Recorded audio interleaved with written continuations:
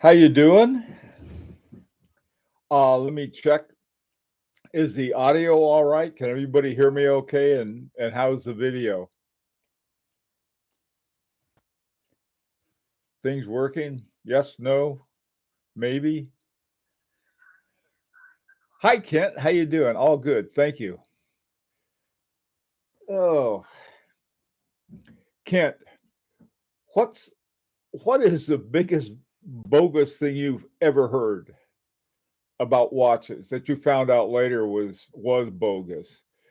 That's what I want to talk about today because there's some things that it's just like somebody believes it for whatever reason. Somebody told it to them, and I don't know. Hey, Abdul, how you doing? And I sort of thought, well, this would be a good time that we could sort of try to pull out all of the junk information. Some of the junk information is just like a very innocent ones. We'll talk about those too. Other ones, there's this. I'll talk about. There's so many of them, but the question is how do we separate one from the other? Hey, Eric, how are you? Is it still snowing up in Sweden? Here we had snow the other day, and then we had a warm front that came up from Florida and melted it all. Hi, William. Hater, hi, Hater. How you doing?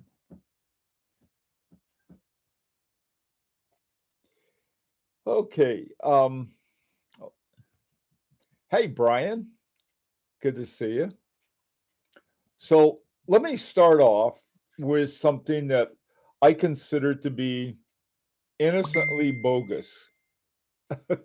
You, Eric, come on over and visit us in sunny New England. It's not sunny today.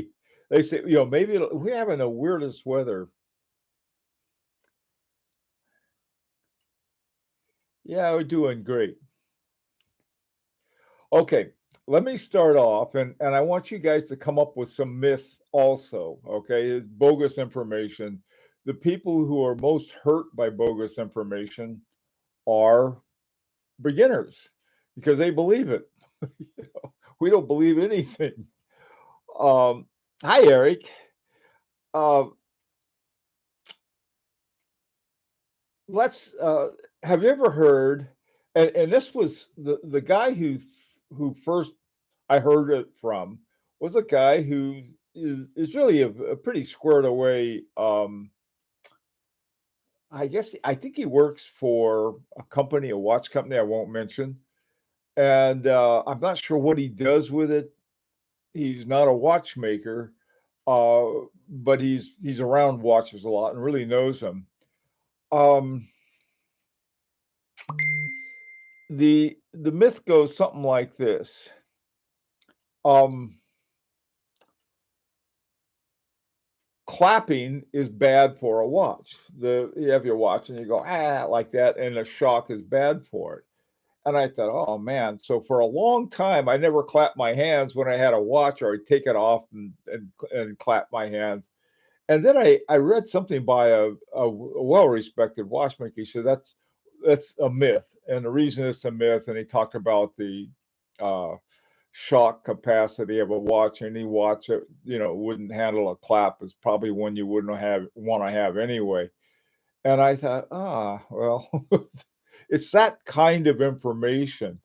Um, there's there are other kinds that I'm still not sure about. For example, when I set my watch, I always set it clockwise. One reason to do it is you want to pass 12, and so if you have a calendar and you want to see it whether it's morning or afternoon, if it flips over, then it's set for afternoon, and if it doesn't, then it's set for morning. That you can do, and I've heard some other things about that. Uh, but in regular setting, I'm not sure about that. So you have sort of bogus information, not sure information, and then good information.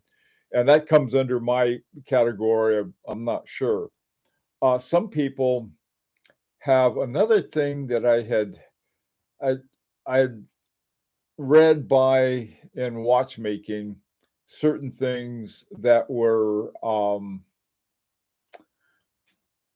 the watchmaker said, well, this is what you ought to do. And this has to do with automatic watches. A lot of people said, oh, you shouldn't wind an automatic watch very much. What you should do instead is get it going or wind it very little. And then this other one said, you should wind it 40 times and then, use your winder 40 times. I've always wound, give it a good 40 wind after that. If there is any evidence to the contrary, I'd like to see it. Um, Other kinds of things. Somebody just today was saying that they were corrected on who invented the tourbillons. He said it was so and so, and then somebody said no, it was Abraham Breguet. As far as I know, it's been Abraham Breguet, but you find out different things. Like there's another guy, a German watchmaker named Herwig or something like that, who invented the flying tourbillon. So there's those kinds of things that are in there. Hi, Vodcats. How you doing? You blow. Kent, today's question is, what is the biggest myth pertaining to watches? Yes, that is it. Floodland, how you doing? Uh, while a watch is not being worn, should it be crown up or crown down? I don't think it matters. I generally put mine in a case and have them face up, so the crown is flat.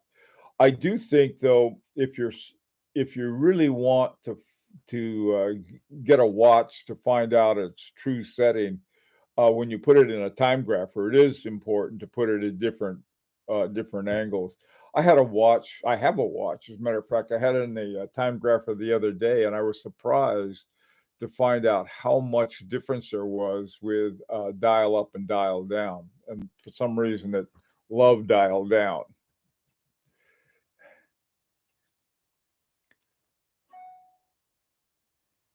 Uh, Using an auto winder is bad.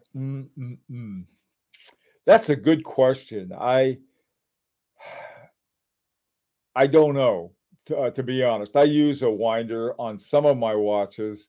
I have this Christian Vanderklaw um, Cirrus, 1972, I think, and I use a winder with it because the the model that I got didn't have a little pusher to change the moon phase. Instead, you've got to go through this convoluted thing with the stem, and so I just the heck with it.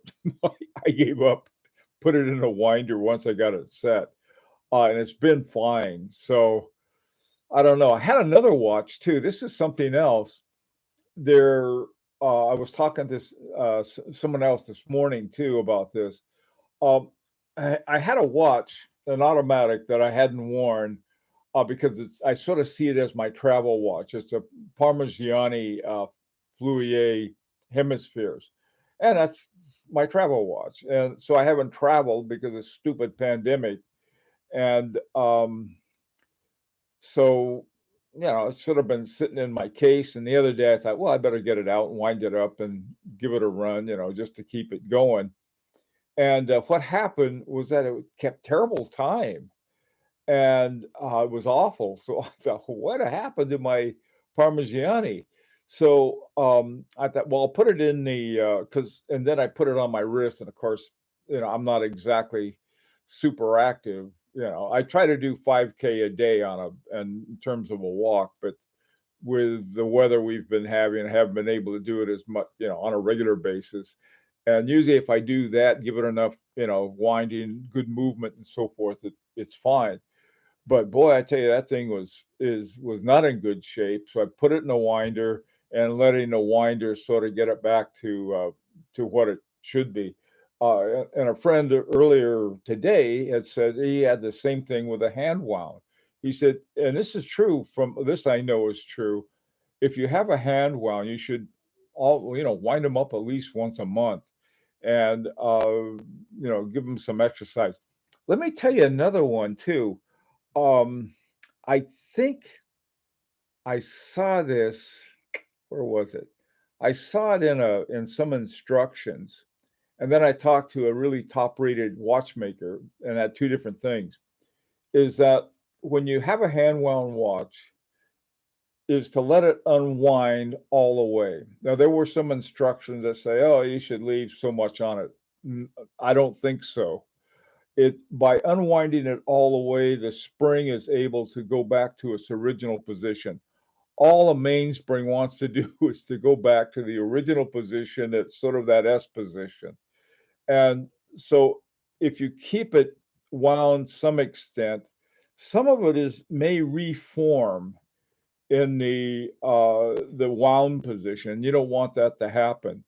You so that's I think is one thing I do like to do with all my hand wounds. I like to let them unwind all the way. Uh, so that's something I don't think of, at least according to people who know a heck of a lot more than I do, told me that. Okay, what you got here? Let's see, Abdul. If a watch is worn every day, then we'll need service sooner than if it's only worn once every 2 weeks or something like that. I thought about testing out. Yeah, that's a good thing. I think. Okay, this is why I like a lower frequency. Okay, something below 4 hertz because you're not sort of. I mean, it's like anything else. The more wear that you have on something, the more it's going to wear out. So this is why I really don't like. Excuse me. I don't like these sky high frequencies that I'm not, in love with Zenus's Defy Labs. They come out, oh, we got a 5 hertz. We're going to shoot it up to, I don't know, whatever. Um, I don't know. I prefer the lower hertz rates, and there's also a greater time between uh, when you have to send it into for service as well. So that's something else too. Let me just say this real quick. Service is important when you need it. I know that some watch companies say, "Oh, you should have it serviced every X amount."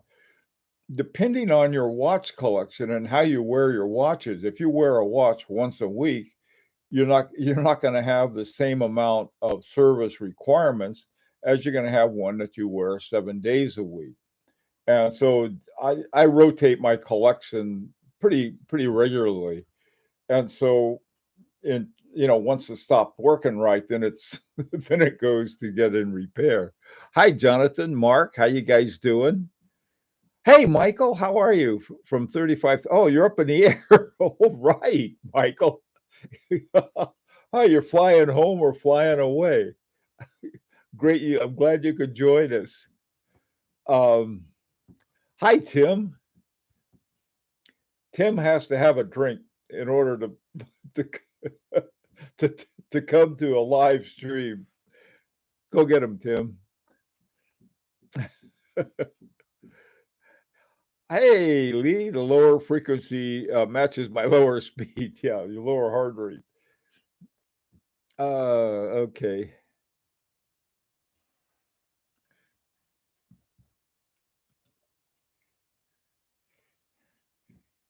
Myths are plenty. Maintenance every so many years. Don't wind an automatic watch. Don't set the hands backwards. Don't swim with a 50-meter water resistance. Yeah, I think I don't swim with any of my good watches.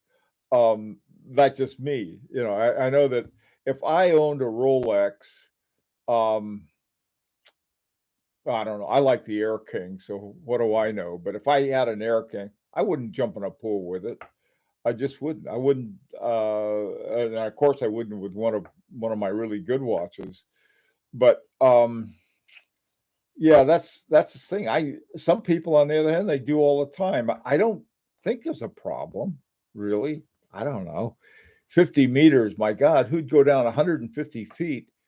I don't think, you know, unless unless you fall off after your ship sinks. Oh boy. Hi Ivan, how you doing? Most bogus watch info is coming from the watch companies. Okay, I was going to mention that most of the bogus information that comes from watch companies usually they is lack of complete information. Any watch company that advertises a Swiss-made movement, I have no faith in at all. I mean, if it's a Swiss-made movement, there are a lot of different Swiss movement makers. Ones that I like, and actually I like Agenor, I like actually I like Soprod a lot. And there are a lot of them that I do like. And if if you know the grade of the Salida, those they can make some very good watches, especially in their upper grades. Um, so yeah, you get a lot of sort of mu- musical mystery tour from a lot of them.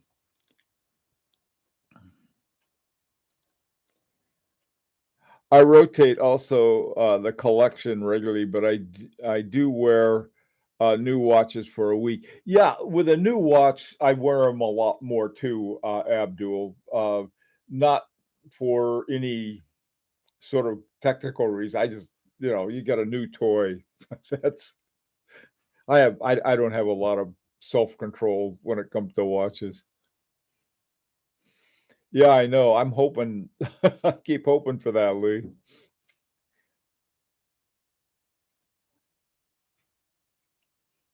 The water resistance reading is um, one of those issues.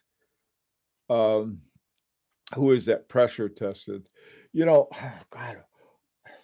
why? Well, if you go to a dive shop, you say I want a diver.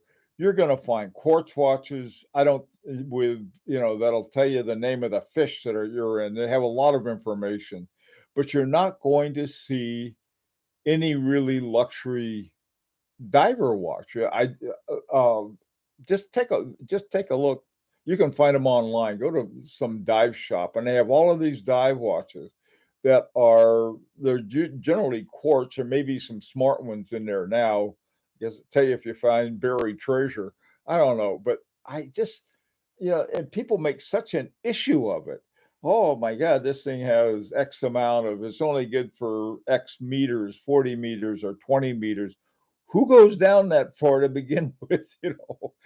Unless they're, every now and then you read about somebody who fell off a Carnival cruise or something like that, which is no telling what their sobriety is. And then once they fish them out, they're dead as a doornail, but their watch is still ticking. Their Rolex is still working. Oh, Jesus. I don't know. I guess some people worry about that. I don't. Um, but boy, I am ready for a cruise. Mm.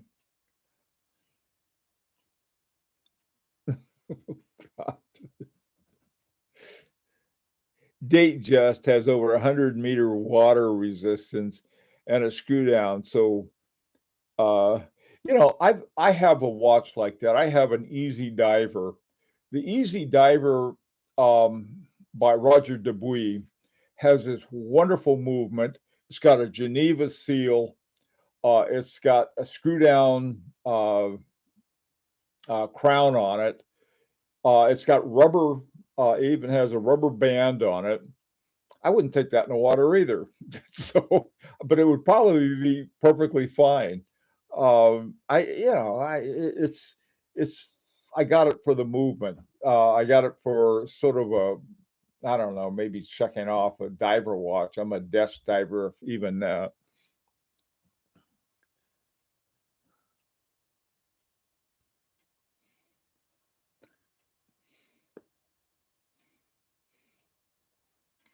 Okay, what's going on? Let's see. Yeah, Michael, swimming with a good watch on, it's just not comfortable. It wouldn't be comfortable for me either. What if something popped off and whoop, down it goes? Um, I was out in the surf. We went on vacation a couple of years ago, and I decided from my old surfing days, I'd do some body surfing. So out into the body surfing, I went and got banged on the bottom a few times and happy as a clam. But I wouldn't take my watch into that. I wouldn't take it into salt water anyway. And now you're probably someone, well, if you take it into salt water, be sure to wash it off really well with um, fresh water. Oh, I forgot to tell you, it fell off in the sands. I don't know. People they have this big thing about how many feet you can take it down. One thing I will say, if a watch has a really good, like 50 meters or whatever it is, that is another way of telling me that this thing is the big thing you want. Your big enemy is getting dust in your watch, and so you want to be sure it's good and dirt proof. And I think, God, I think this is 20 meters or something like that. 20 meters would be about 60 feet down, which is more than enough for me. I wouldn't get it near that anyway. I used to think that watches with better WR were better perceived to ingest of dirt as well. I think so. I mean, if your watch is waterproof, it ought to be dust proof too. That's my assumption. I could be wrong. Um, Abdul, I swim with any watch that has 100 meters or more water resistant rating just to be on the safe side, especially in the sea with waves and sand. Oh, Abdul. Okay. There was this place in Southern California called the Wedge, and this wedge was just this amazing. This big wall of water would come in, and there were somehow two waves that would come together, and they would boom, but they would form a wedge, and it was just sort of for body surfing. It was like surfing the bonsai pipeline or something like that. Abdul, if you got near the wedge with your watch on, you may not come out without it. You're a brave man. I'm not.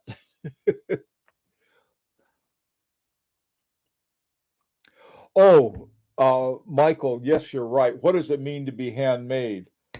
Uh, that's, I tell people this is handmade because I don't know how to get made otherwise.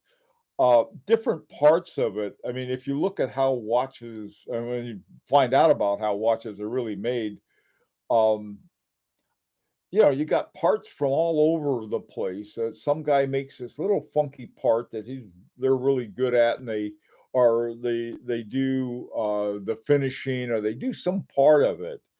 And if there's somebody with a Dremel tool doing the onglage, is that hand or is that machine done?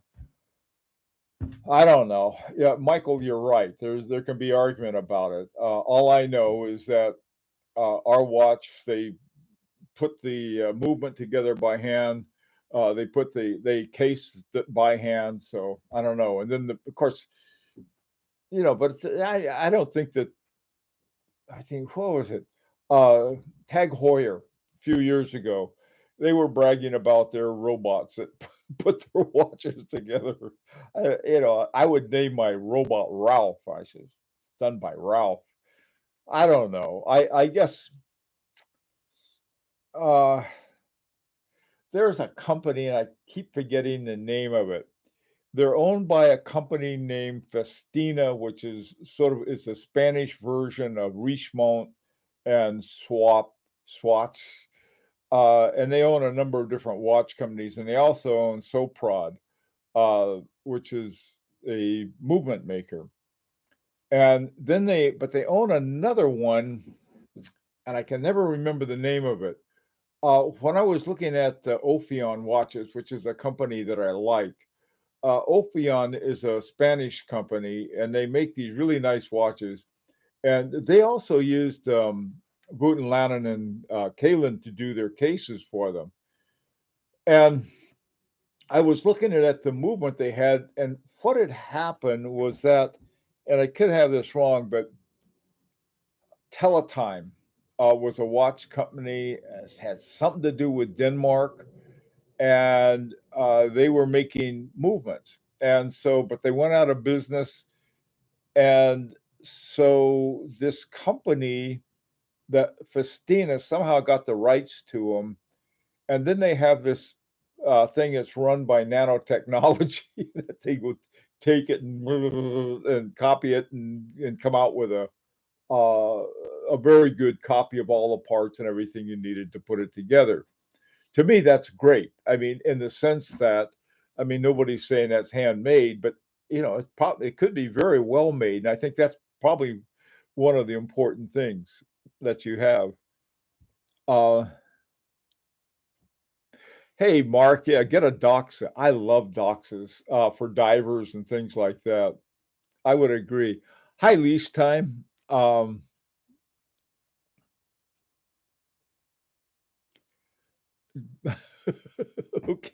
Well, we got the weather report from Hamburg. That's another thing. With Eric up in the snow in Sweden, and where's it and lease time in Hamburg where it's raining, right? There's one reason to have a watch that has some pretty decent waterproofing. You want to keep the snow out and you want to keep the rain in Hamburg out. So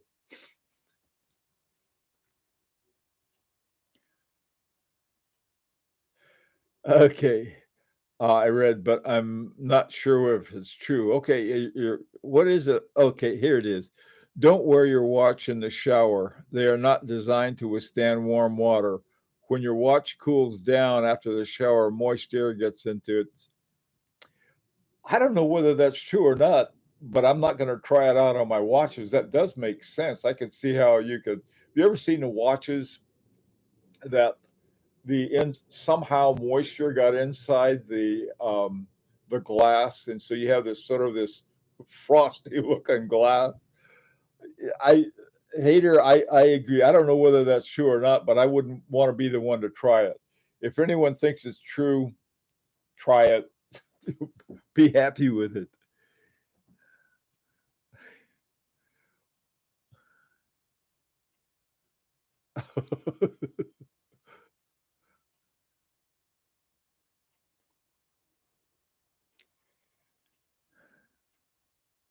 La Jus Pereire. Hmm. Oh. No, La Jus Pereire is owned by Citizen, Eric.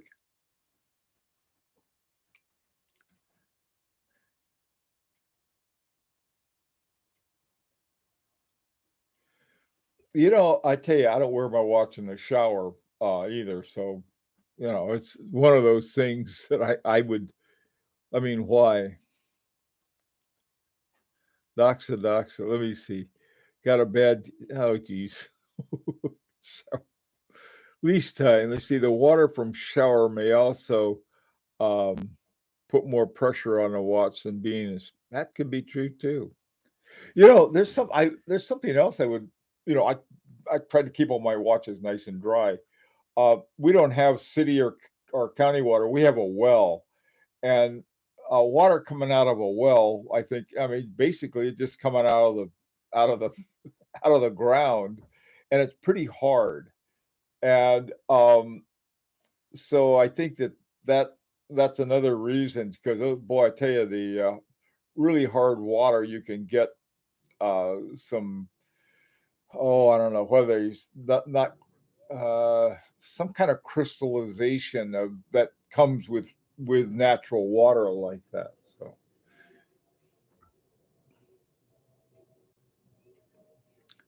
besides Roger Smith, I have never seen anyone hand make a case from a solid piece of gold. No, I agree, Ivan. Boy, what I saw Roger gets this. I don't know if you haven't seen Roger Smith's video on this. It's really worth seeing. He starts with a rod of gold and he grinds it up. He's got this thing that he puts it through, and it eventually flattens it out, and then he does all of this other stuff to it and he wraps it around. He ends up with a case. Unbelievable. I don't know anyone who does that either. The case for ours, one thing I ask about, a case is either milled or I forgot what there's two watch cases are either milled or something else. Forgot what the other one was.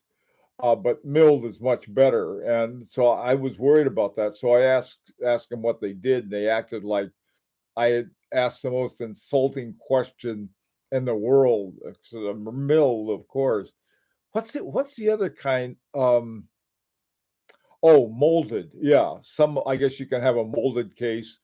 You stick it in and it molds it somehow, heat molded or pressure molded.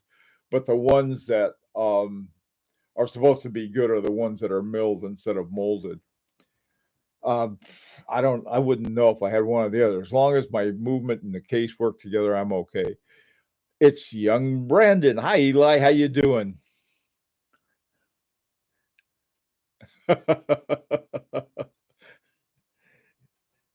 I showered twice with a dive watch as a test flight test. Okay.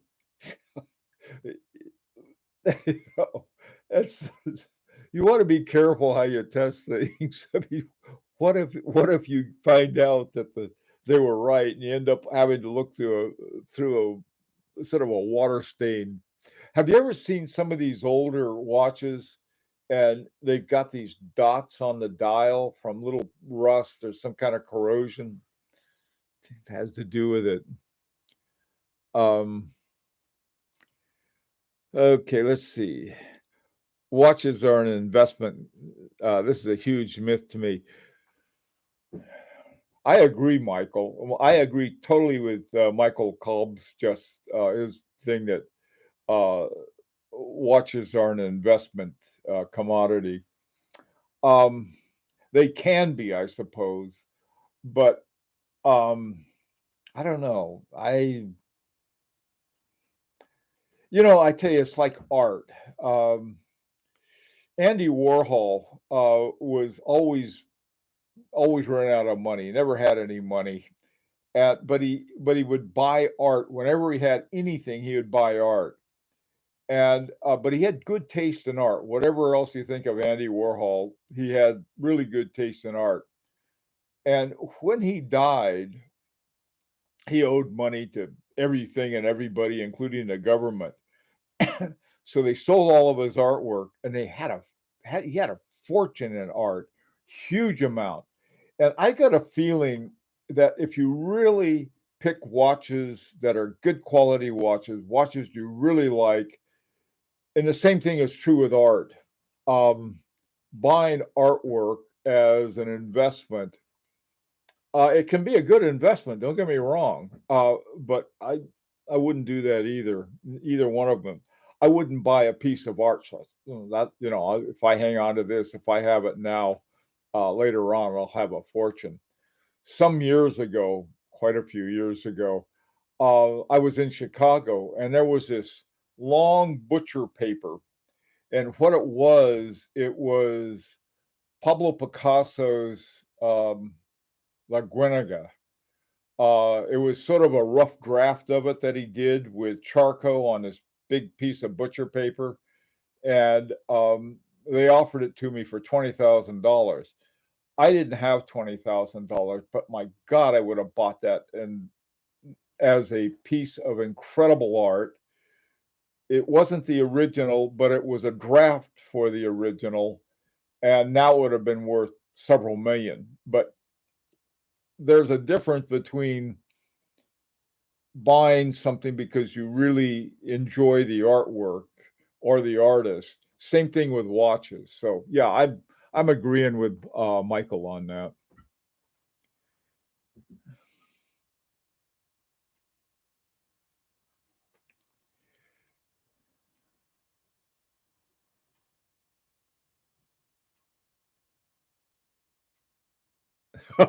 I didn't know that, Eli. It was called the It Watch.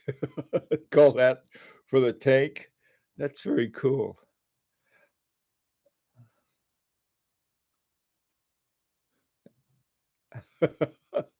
Yeah, dogs playing poker. You mean like the one I have on my wall over here? I don't wear a tank to tell the time. In fact, I never wind it. I wear a tank because it is a watch to wear. That sounds like something that Warhol would say. Hi there. Now let's see. Now you Coligor. Hi, Coligor 77. How you doing? Oh, good. I'm glad you like us. Boom, it missed the air. Mm. I don't know if I have or not. I'd have to check. I um Baum and Mercier, they finally came out with their own movement. I think that was for a long time holding me up on them. Um, I don't know if I'm trying to think. There is a Baum at Mercier that I would like to get. It has a Jacquet 736 movement in it, but it's only in gold. And so even if I find one, they tend to be pretty expensive for my Jacquet 736 collection. Um, who was it that it wasn't Maurice Lacroix? Turns out that Maurice Lacroix made a much better watch than I realized. For years, they didn't have their own movement, but it turned out that one of my I found a 736 shape movement that I like to collect. I found one in a Maurice Lacroix, and I was talking to this guy who was a top watchmaker I know, and he was telling me, he said, he said, yeah, I know they don't make their own movement. Boy, they make really good watches. And he was telling me he had met the rep, one of the reps for it. And he was telling me all about that company. Really good watches. Maurice Lacroix, Baume Mercier. I'm trying to think. I know that they have a lot of great looking watches. That's one thing I know about them. The Bombmatic that they have running their watches is made by Valflurier, which was set up by Richemont for so that a number of the watch companies they owned, if they wanted to put a movement in it, they could sort of set up a number of base movements that could be used by all these different watch companies. The Vacheron Constantin 55 right, no, 56, the base version has the same kind of movement. That Vacheron Constantin says they fixed up a great deal. So that's all I really don't know that much about them.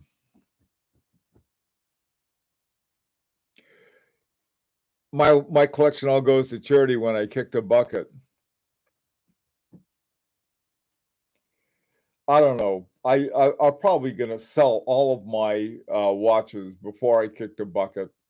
Make sure they go to good homes, and they give all the money to the kids and the grandkids. So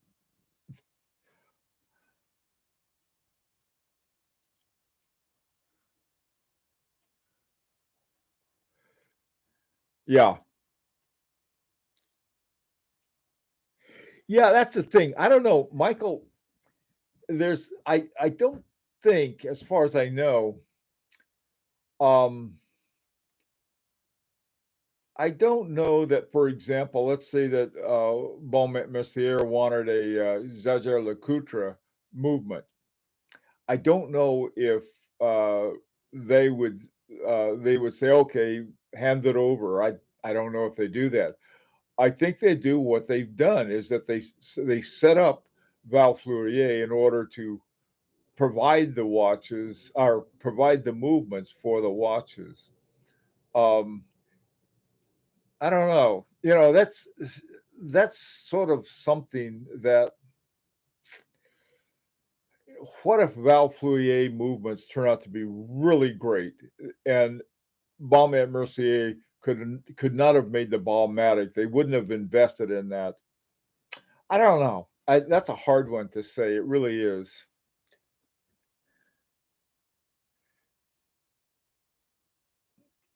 The Stellar-made chronograph caliber by for Maurice Lacroix was remade. The Venice, yeah, yeah. That's another thing about Maurice Lacroix. They whistled up. Um, Andre Stellar to they wanted the Venus 175, I think, Eli. They said we want this, but we want Stellar to do something with it, and they did. And there's a certain I was looking at that the other day. This is how to find if sometimes you can get a really great movement and a great watch. I'm trying to find out if you can find a movement that Stellar worked on for the Venus that he worked on that they had developed for Maurice Lacroix, then find the watch that Maurice Lacroix put it in, and so you end up with sort of a backdoor way of getting a Maurice Lacroix. The same thing is true with a Chanel One. Chanel One and the Monsieur Chanel, that is a fabulous watch. They're very expensive, though, unfortunately. But the guy who did it was Gautier, I think. What's his name? Romain Gautier. He was the guy who, according now, if you read the baloney that Chanel has. Oh, we got all these great watchmakers. Oh, and this guy Romain Gautier, he sort of helped out. It was like he probably told the rest of them, "Why don't you guys get lost for a while? I'll make the movement for you." That's my opinion.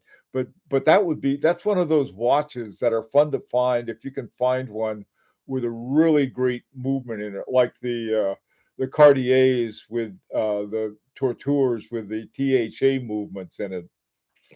Those are that makes to me the watch collection much more fun. Um, who had one?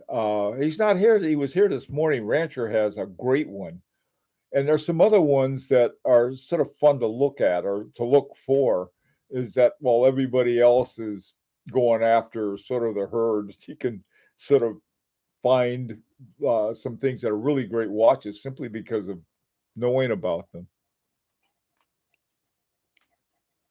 Yeah, you're right, Eric. The iBosch is where you have the same base to it.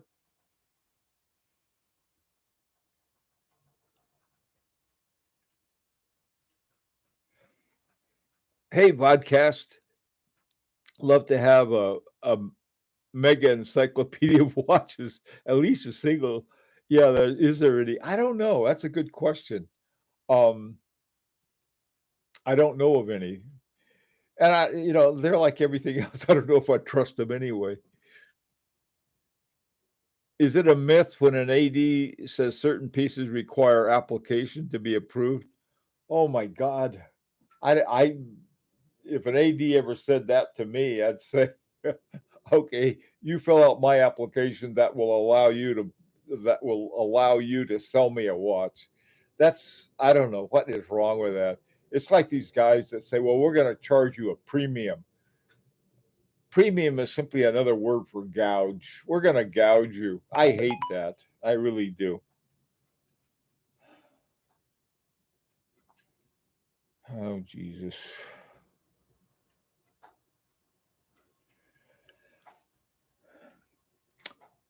Oh my God. See, this is what happens when I don't have my timekeeper here. Uh, the rancher is my timekeeper. He didn't show up today, so I'm way over. I get in trouble after a half an hour, so we've gone 44 minutes. I better go. Um, I'll see you, Brian. Thanks for putting up with me over too long. Take care. See you next week.